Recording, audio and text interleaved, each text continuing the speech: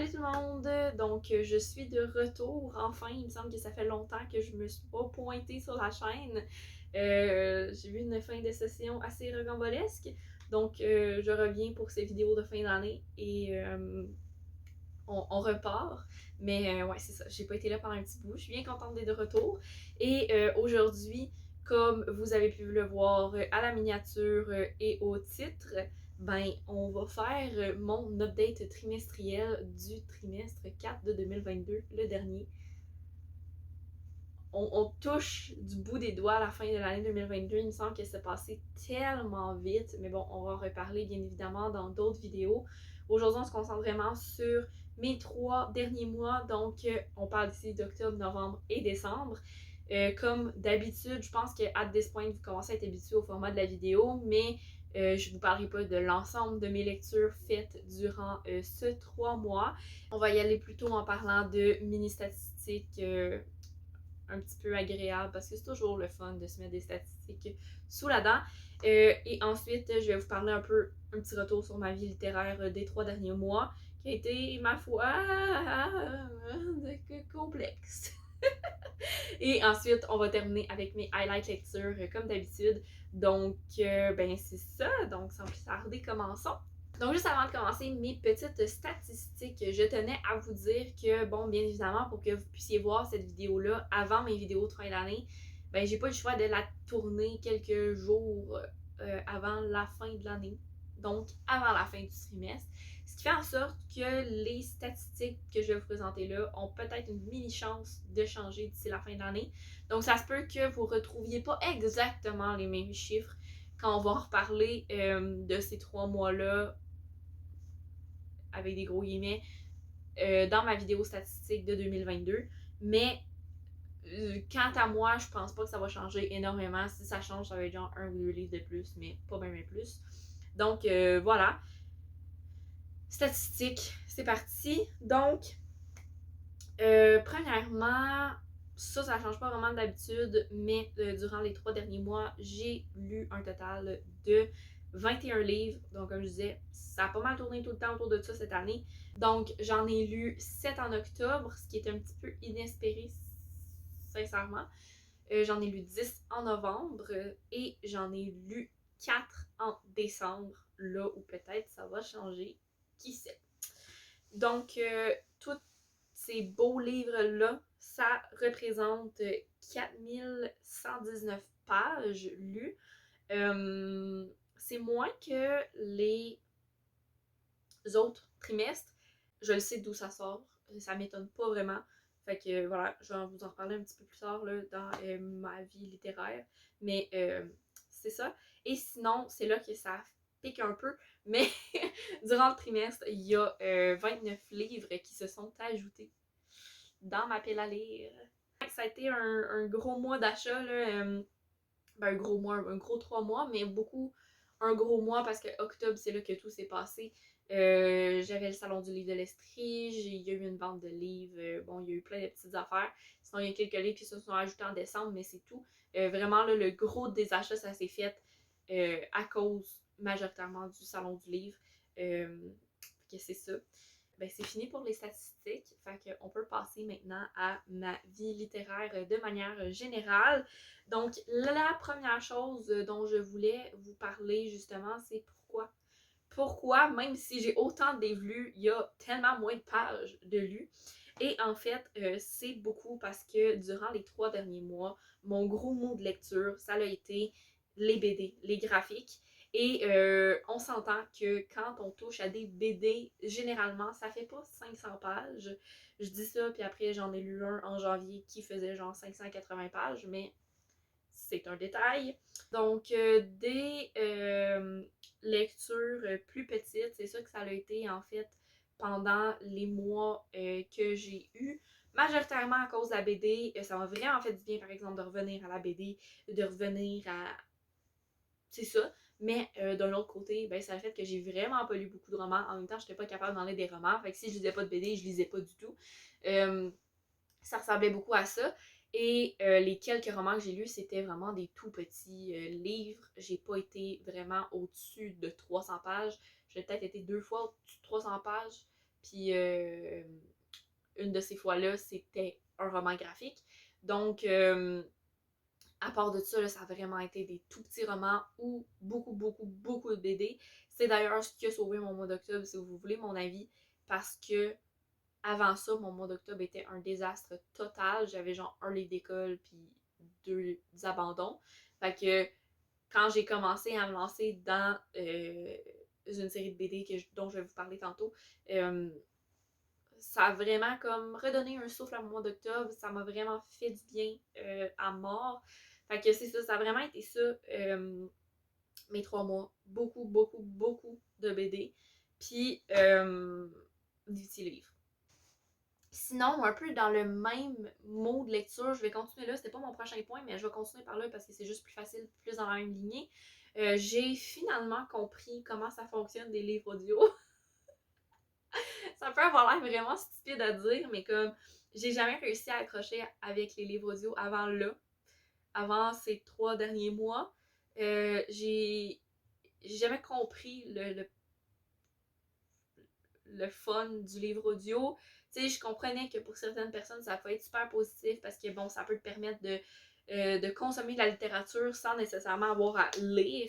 Parce qu'il y a des gens soit qui sont pas capables à cause de maladies ou de troubles quelconques, soit qui ont plus de difficultés, qui accrochent moins, qui ont de la misère. Puis, ben, moi, je trouve que c'est super bien, en fait, la lecture audio, si ça peut permettre à des gens de lire d'une autre manière.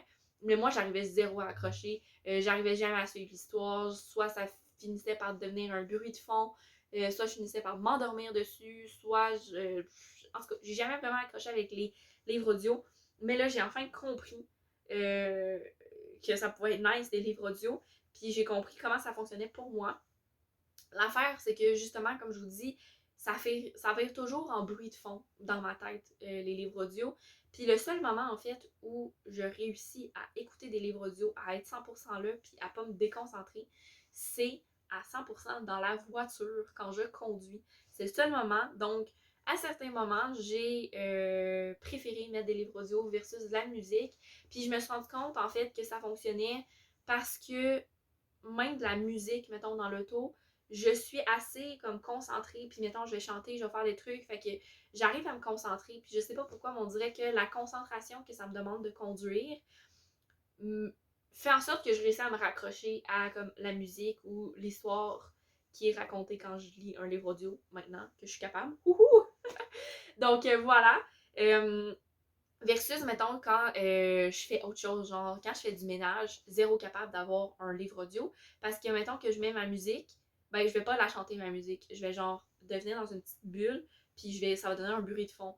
Même chose, ben là, j'étais pour dire quand je lis, mais dans le fond, je lirais pas un livre audio en lisant un autre livre, c'est stupide. Je le sais que je suis pas la seule à qui ça arrive. Fait que je me dis que pourquoi pas partager mon expérience, mais aussi parce que je suis super contente. Parce que sincèrement, mon mois de novembre n'aurait pas eu autant de lectures si ça avait pas été des livres audio, genre, thanks God, les livres audio.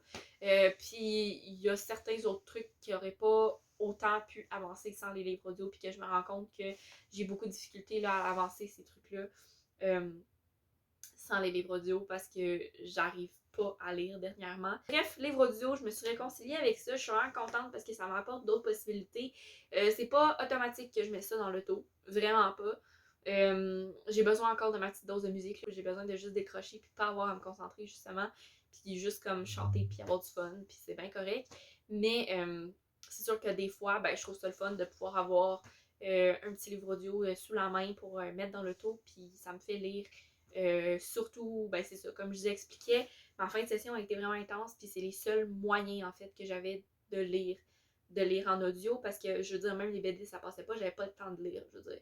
J'avais pas le temps de me poser et de prendre euh, un livre sans me mettre incroyablement en retard dans mes travaux, dans ce que j'avais à faire. C'est ça, une fin de session de débile, et c'est ça, fait que la lecture en audio, c'était la seule manière que j'avais de lire parce que, ben, vu que c'est dans l'auto, ben, c'est un peu un temps mort où j'avais, tu sais, je veux dire, je peux pas lire en conduisant un livre physique. Fait que, ben, ça faisait en sorte que la lecture audio, ben, ça me permettait de lire. Voilà, je sais pas si c'était clair.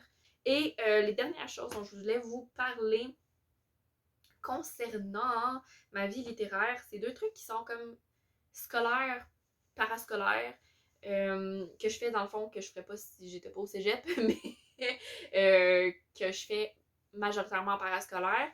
Donc, ces deux activités-là, c'est deux trucs vraiment nice que je suis vraiment contente de faire. Le premier truc, c'est parti d'une obligation. Le deuxième truc, vraiment pas du tout. Mais voilà, fait que je vais arrêter de faire comme s'il y avait beaucoup de suspense, puis je vais juste vous le dire. Donc, la première chose, ben, la première activité à laquelle je participe, en tout cas, je fais partie du jury officiellement du PLC. PLC qui est le prix littéraire des collégiens et collégiennes. Le prix littéraire qui est attribué par les collégiens et c'est vraiment cool pour vrai le fonctionnement. Dans le fond, il y a 5 livres qui sont en lice et dans le fond, les collégiens vont devoir les lire et avoir un petit caucus discussion à l'interne au cégep. Et ensuite, il y a un représentant du cégep, dans le fond, qui s'en va à Québec avec tous les autres représentants des autres cégeps pour débattre de quel livre, dans le fond, remporte le prix. Fait que c'est vraiment un super beau fonctionnement. En tout cas, c'est nice. Bref. Regarde. J'ai de la misère à m'exprimer sur ça. Puis moi, à la base, comme je vous disais, ça vient d'une obligation parce que je dois lire les livres qui sont en lice pour un de mes cours à la session prochaine, à la session d'hiver 2023. Et ça vient de là, en fait, 100% que je participe à ce prix-là parce que sinon, je pense pas que je l'aurais fait. J'ai vraiment beaucoup de choses à l'hiver qui commence pour moi à l'extérieur. Donc, c'est sûr que d'avoir beaucoup de parascolaires, ça devient difficile. Mais c'est ça. Fait que le prix littéraire, ça vient de mon cours. Puis en fait, à la base, je savais pas si on allait devoir participer aux discussions du jury ou si on allait juste comme lire les livres puis suivre le prix un peu au travers de ça, mais finalement, c'est officiel, on participe aux discussions du jury, on fait partie du jury. C'est clair que je vais vous amener un peu avec moi, dans le fond, je vais vous faire des vidéos, je sais pas encore quel format je vais utiliser, est-ce que je vais faire un vlog sur l'ensemble des livres, livre par livre, juste des avis, je sais pas. Vous pouvez me laisser en commentaire qu'est-ce qui tenterait le plus, peut-être, comme type de vidéo autour du PLC, mais dites-vous que je vais faire quelque chose, c'est sûr, parce que ça me tente. Genre, même si ça vous intéresse pas, je vais le faire pareil. Fait que bref. Trouvez un moyen qui vous intéresse le plus, puis ça va être par là que je vais y aller. Je voulais vous présenter rapido presto les livres qui font partie de ce prix-là, parce que ça me tente pas de faire une vidéo à part juste pour vous lire des résumés, parce que j'en parlerai pas plus, je les connais pas plus que ça, ces livres-là. Puis pour le moment, même, j'ai pas lu les résumés du tout. Donc, c'est ça. Fait que ce que je vais vous faire, c'est que je vais tout simplement vous dire le titre du livre, qui l'a écrit, puis je lis le résumé et on est en business. Donc, le premier livre qui est en liste pour le PLC, c'est Morel de Maxime Raymond Bock. Donc, ça, c'en est un que je possède parce que faut que je le lise pendant le temps des fêtes. Même chose pour le prochain que je vais vous présenter. Bref, et le résumé va comme suit. Ouvrier anonyme, Jean-Claude Morel s'est consacré au grand chantier de Montréal. Il a creusé le métro, fait surgir des îles et s'entrelacer des autoroutes. Mais les tours qu'il a construites allongent leurs ombres jusqu'en bas de la traque. Le faubourg Amlas est détruit, la rue Notre-Dame rasée et la famille Morel expropriée.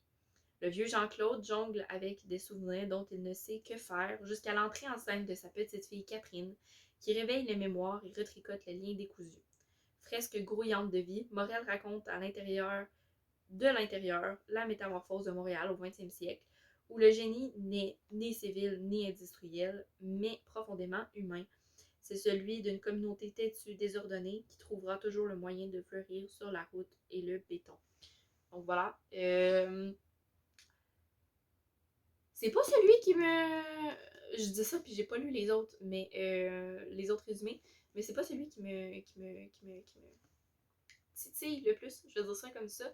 Mais en même temps, j'ai une de mes profs qui l'a lu puis qui a dit qu'il était vraiment bon, fait que... qui est une prof avec qui mes goûts s'accordent plutôt bien, donc à suivre. Le deuxième livre du PLC, c'est Les marins ne savent pas nager de Dominique Scali. Et ça, c'est le deuxième que j'ai en ma possession parce qu'il fait 710 pages. Yeah! Fait que vous comprendrez que pour alléger ma session, qui ne fait que 15 semaines, et qui offre certains examens, certains travaux, ben, le prof a décidé de nous le faire lire avant. Voilà. Donc, le résumé va comme suit. Danae Bérubé Portagan, dite Poussin, possède le rare don de savoir nager. Orpheline, tour à tour sauveuse et naufrageuse, elle vit au milieu de l'Atlantique. Sur l'île 10, berceau d'un peuple obsédé par l'honneur et le courage. Une île où même les terriens se vantent d'être marins, où seuls les plus braves ont le privilège de vivre dans la société fortifiée à l'abri des grandes marées d'équinoxe. Suivant le destin des riverains qui doivent se partager plage et marge, Danae Poussin se soumettra au cycle qui anime les mouvements de la mer comme ceux qui régissent le cœur des hommes. Les marins ne savent pas nager s'adressent à celles et ceux qui un jour se sont demandé si c'était la montée des eaux qui les faisait pleurer ou leurs larmes qui faisaient monter les eaux. Dominique Scali signe un roman d'aventure maritime époustouflant campé dans un 18e siècle, sorry, j'ai eu mon petit bug, alternatif, salé par l'embrun et rempli de la cruauté du vent. Donc voilà, celui-là, il m'intéresse quand même vraiment gros. C'est juste que c'est ça, il est vraiment gros, lui, avec. Donc, lui, c'est probablement celui dans toute la liste que j'ai hâte particulièrement de le lire. Les autres, je les possède pas, je vais les recevoir seulement, ouch, en janvier. Donc, je vais vous lire mes résumés à partir de mon ordinateur. Le troisième, c'est Mélasse de fantaisie de Francis Ouellette. Donc, le résumé va comme suit. Rue Poupard, Centre-Sud, décembre 1976, un nouveau-né échappe aux bras inexpérimentés de sa mère et déboule les marches du bloc appartement. Au moment de se fracasser le crâne, le temps s'arrête et se déplie tout à la fois. Francis entrevoit toute sa vie et entreprend de nous la raconter. Guidé par Frigo, le sans-abri bien connu du bout, l'auteur arpente les recoins et les souterrains de sa mémoire dans un quartier infecté par la gangrène de feu, le faubourg Amlas. Oh, on a un petit quelque chose qui revient par ici. Pas le... Non, à peu près le même temps en plus. À suivre. Fresque tour à tour hilarante et troublante, mélasse de fantaisie est constellée de personnages réels entre parenthèses, plus grands que nature, dont Ticris, la blonde à Josette, Lil Mike, le saxophoniste déchu, et Raymonde, championne indisputée de Berceauton. C'est quoi ça? Je suis québécois, j'ai aucune idée c'est quoi. Ok, fine. Or, si la forme exotique du quartier fascine, elle menace également. Laissé à lui-même, Francis tentera d'embrasser et d'esquiver la vie comme il le peut. Anyway, comme il dit. Voilà, donc ça c'est autofictif à 1000%. Ouch. Ça se sent dans le résumé. J'ai hâte de voir ce que ça va donner là, avec Morel. On a l'air d'avoir des thématiques semblables et vraiment pas semblables en même temps. Fait que je sais pas, je pense que ça va être comment c'est appliqué qui va faire la différence. I guess. Donc on y va avec le prochain. Donc c'est Le fil du vivant d'Elsa Pépin. Donc le résumé. Des pluies diluviennes s'abattent sur le Québec. Arrimée à ses deux jeunes enfants, Yona est déchirée entre le désir maternel de fusion et le besoin de s'évader. Entre le monde parfaitement cartographié de Nils, son amoureux, et le souvenir des débordements et des débauches de sa jeunesse. Bientôt, la réalité la rattrape. Montréal est sur le point d'être inondé et Nils a tout prévu. Il amènera sa famille à l'abri dans le nord, au somptueux manoir de son clan. Avec quelques proches, Il s'installe loin de la civilisation, isolé dans une forêt noyée, en pleine mutation. Au fur et à mesure que les réserves de nourriture diminuent et que la province s'enfonce dans le chaos, la tension monte dans la demeure au luxe désormais obsolète. Ceux qui entendent lutter férocement pour protéger leurs ressources affrontent ceux qui persistent à croire qu'il faut s'accrocher dans un élan solidaire au mince fil du vivant. Elsa Pépin met en lumière les extrêmes qui gouvernent nos existences et la prospérité des frontières que nous croyons pourtant étanches entre l'individu et le monde, entre la soif et la noyade, entre la destruction et la survie. Voilà. Lui, il a l'air intéressant, ça fait un petit peu post-apocalyptique. Hey, je suis pas capable de parler, ça n'a pas de bon sens. Post-apocalyptique. Je sais pas, j'ai hâte de le lire. Il a l'air intéressant. Et le dernier, c'est Enlève la nuit de Monique Proulx. Donc, le résumé va comme suit. On peut venir au monde à tout âge. Pour Marcus, cela se passe au début de la vingtaine, quand il s'enfuit de la communauté fermée qui l'a vu naître et qui l'étouffe. Voici donc le... On recommence ça. Le voici donc plongé dans le frais monde, dans la jungle urbaine, au risque de se noyer. Ce n'est pas un hasard si Marcus se retrouve à aider les plus mal pris de la ville, car Marcus est différent. Il est dévoré par une flamme qui le pousse à éclairer ceux qui semblent souffrir d'obscurité. Et ils sont nombreux. Comment trouver sa place sans perdre son âme? Où se trouve la mignonne ultime qui lui fait si cruellement défaut? Et qui est cette ombre qui veille sur lui depuis le début? Ce vieil homme mystérieux que Marcus surnomme Maître K et qui se dérobe chaque fois qu'il l'approche. Ce sont les mots et les yeux candides de Marcus qui nous dévoilent les désastres ambulants partout et l'aveuglement du monde libre qui court pour se fuir lui-même. Lui aussi, il a l'air intéressant, pour vrai. Wow! Fait que je dirais qu'il y en a comme 3 sur 5 qui, vite de même, m'intéressent pour vrai.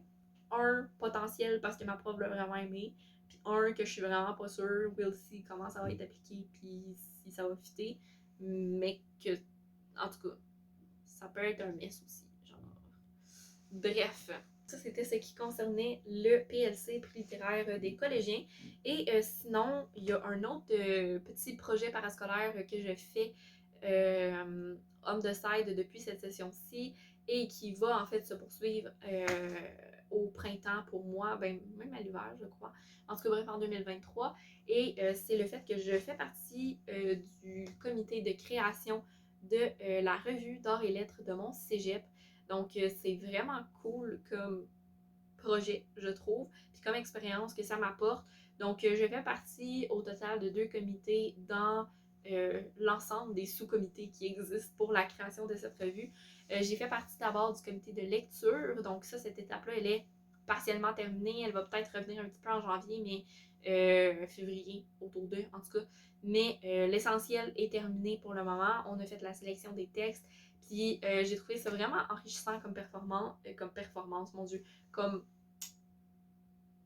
expérience, c'est ça que je veux dire. Parce que même si j'ai déjà fait de la bêta lecture, faire partie d'un comité de lecture, c'était vraiment quelque chose de différent. Il faut prendre en compte les avis des autres. C'est pas que ton avis, ben pas en même temps. Quand tu fais de la bêta lecture, c'est plus de voir est-ce que le texte suit, est-ce que le texte fonctionne, est-ce qu'il y a des erreurs dans le texte, des erreurs narratives. Et comité lecture, c'est vraiment plus axé sur, est-ce qu'on peut publier ce texte-là ou on peut pas? Qu'est-ce qui fait qu'on peut, qu'est-ce qui fait qu'on peut pas? Est-ce qu'on demande seulement des... on avait aussi l'option peut-être, nous. Donc, est-ce qu'on demande des modifications, puis après on réévalue le texte pour voir est-ce que là, avec les modifications, le texte, on le prend ou on le prend pas? Donc voilà, c'était un peu tout ça qui était à voir, puis c'était vraiment intéressant, c'était vraiment différent, c'était un nouveau regard que j'apportais sur mes lectures, puis c'était cool. Et sinon, en 2023, là, je prends un petit peu d'avance, là, parce que, tu sais, you know, mais en 2023, je vais faire partie du comité de lancement. Donc là, ça va être plus axé sur la communication de la chose, faire les événements pour promouvoir la sortie de la revue. Donc voilà, c'est vraiment une nice expérience, quelque chose qui me motive vraiment gros, quelque chose que je suis super contente de faire. Puis ça, j'étais pas du tout obligée de le faire, fait que je me suis vraiment embarquée là-dedans à 1000%, puis je suis vraiment contente de le faire. Je fais ça avec une de mes amies, puis pour vrai, c'est juste super le fun, puis le monde est nice dans la gang du comité. Les profs qui nous accompagnent sont vraiment super nice aussi. Fait que bref, c'est vraiment cool comme projet, puis c'est vraiment cool comme expérience de vie. Donc, je suis bien contente. Donc, voilà, c'est tout pour, de manière générale, qu'est-ce qui s'est passé d'un point de vue littéraire dans ma vie. J'ai l'impression que ça fait full longtemps que je parle. Donc, dernier truc par lequel on passe. Ouh, j'ai failli sacrer de l'eau partout. C'est mes highlights. Donc, premier highlight, c'est la fameuse BD dont je voulais vous parler et c'est la série Lock and Key. Donc, Lock and Key, BD que je savais pas qu'il était une BD à la base. Moi, ce que je connaissais, c'était la série Netflix et c'est Sam qui m'a fait découvrir qu'à la base, c'était une BD et je suis complètement tombée en amour avec celle-ci. J'aimais déjà beaucoup la série, mais c'est sûr que là, la BD, je suis allée dans quelque chose d'autre puis je me suis tellement investie dans cette BD-là, mon Dieu. J'ai tripé ma vie. Là, ce qui me reste à lire, c'est les 2 spin-offs, mais sinon, j'ai lu comme la saga principale. Puis c'était tellement bon. Ça me remettait dans un peu le même mood que la série, mais avec un petit côté un petit peu plus gore, là, on se mentira pas. Là. C'était vraiment plus horreur que la série en soi, qui est un petit peu plus mainstream. Et c'est ça, j'ai juste trippé ma vie, sincèrement. J'ai adoré retrouver l'environnement de la série, mais qui en même temps était différent. Puis, tu sais, je veux dire, je vous dirais que la saga complète, avec quelques différences, reprend uniquement les 2 premières saisons de Lock and Key sur Netflix. La 3e saison, elle sort. Fait que là, ce que je me questionne, c'est est-ce que la 3e saison reprend des trucs qui se sont passés entre guillemets dans les spin-offs ou c'est complètement sorti de la tête de Netflix. Donc, à suivre, mais c'est ça. Fait que pour la saga en soi, là, la saga principale, ça reprend à peu près là, les 2 premières saisons, à peu près grosso modo. Mais bref, tout simplement, un méga gros coup de cœur, cette BD-là, puis ah, merci Sam de m'avoir fait découvrir que ça existait. Voilà. Le deuxième highlight, c'est Cocoum de Michel Jean, donc qui est un livre que j'ai lu en audio, même si je le possède physiquement parce que ben, j'étais en plein dans ma période de je suis pas capable de lire et j'ai pas le temps de lire. Donc voilà, lu en audio, ça a tellement été agréable comme lecture, sincèrement, un gros coup de cœur pour les propos du livre, autant que pour la narration et tout en audio. Pour vrai, je suis contente de l'avoir lu en audio. Donc voilà. Pour ceux qui ont écouté les dernières vidéos là, sur la chaîne, vous savez, ce livre-là, il fait partie de quelle pile à lire. Voilà. C'est une petite avancée dans cette pile à lire. Je mentionnerai pas beaucoup plus ma pile à lire que ça. Je vais vous en reparler plus tard dans d'autres vidéos. Mais c'est ça. Ça, c'est le premier livre que j'ai lu de ma pile à lire ultime de l'année 2022. Donc, voilà. Un gros coup de cœur. Je suis vraiment contente. Je suis contente de m'être plongée vraiment plus. Puis quand je vous disais que ça m'a permis d'avancer quelque chose, des livres audio, c'est là que je parlais. Parce que c'est clairement comme ça que j'ai réussi à lire mon premier livre de ma pile à lire de 2022. Donc, très contente. Ensuite, prochain livre, c'est Le soleil et ses fleurs de Rue Picard. Pour le coup, là, je vous parle de poésie, ce qui est vraiment pas mon genre d'habitude, mais je suis vraiment contente de l'avoir lu, puis je suis vraiment contente de l'avoir lu dans le contexte où je l'ai lu. Ben, non, je suis pas contente de l'avoir lu dans le contexte où je l'ai lu, parce que c'est vraiment triste pourquoi je l'ai lu à la base, mais puis encore une fois, je vais vous en reparler dans une vidéo. J'ai l'impression de vous spoiler comme plein de trucs sans vous parler vraiment des choses. Mais c'est parce que ça concerne mon cours de création littéraire que j'ai eu cette session-ci. Puis je vais vraiment comme aborder plus en profondeur pourquoi j'ai eu besoin de lire ce livre-là pour mon cours en soi. C'était pas pour le cours en soi, mais c'était pour réussir à faire quelque chose pour le cours. Donc voilà. Mais vraiment bien contente de cette lecture-là. J'ai retrouvé ce que j'avais aimé dans Les Miels, fait que nice. Puis tu sais, c'est sûr, je veux dire, c'est un recueil de poèmes, là, fait que il y en a que j'ai préféré à d'autres, c'est normal. Mais de manière générale, ça a été une excellente lecture qui m'a fait un grand bien au moment où j'avais besoin de la lire et au moment où je l'ai lu. Voilà. Et finalement, dernier livre dont je vous parle, c'est Autour de ton cou de Chimamanda Ngozi Adichie, donc qui est une autrice nigériane. Je vous en avais déjà parlé, c'est quand j'en avais parlé dans ma pile à lire d'automne, tout simplement parce que ça fait partie de mes lectures scolaires. Puis ça a été une super belle découverte. La plume de l'autrice que j'ai vraiment... Elle a quelque chose de différent. C'est un recueil de nouvelles, hein, by the way. Mais c'est un petit quelque chose de. C'est ça, d'intéressant, de nice, de différent, que j'ai bien aimé dans sa plume, dans son écriture. Et ben, c'est de la littérature africaine. Et ben, comment vous dire que de la littérature africaine, je pense que c'est la première fois que j'en consomme. Quand la prof nous a demandé, sincèrement, il n'y avait rien qui me venait en tête. Puis là, je dis ça, puis en même temps, je pense que j'ai déjà lu un témoignage. Bon, c'est plus ou moins de la littérature africaine, mais dans le sens que oui, là, ça a été écrit par un auteur africain. Fait que, I guess que ça compte, mais c'est un témoignage. Bref. Fait que, mais c'est ça, c'est vraiment comme, mettons, la première œuvre de fiction africaine que je consomme. Puis ça m'ouvre sur des nouveaux horizons.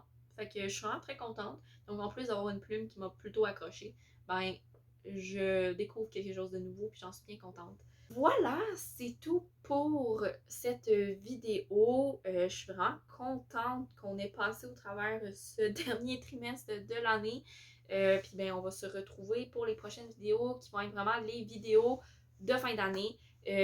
Sinon, ben j'espère que vous avez apprécié ce bilan de mon j'allais dire mon troisième trimestre, mais non, de mon quatrième trimestre 2022. Si c'est le cas, n'hésitez pas à liker la vidéo, à commenter votre appréciation, puis répondre à mes petites questions qui se sont glissées pendant la vidéo. Et vous pouvez aussi vous abonner à la chaîne en activant bien la cloche pour être sûr de manquer aucune des vidéos qui vont sortir. Là, il y en a pas mal qui vont sortir dans les prochains jours. Donc sur ce, je vous souhaite une excellente journée et je vous dis à la prochaine. Bye bye!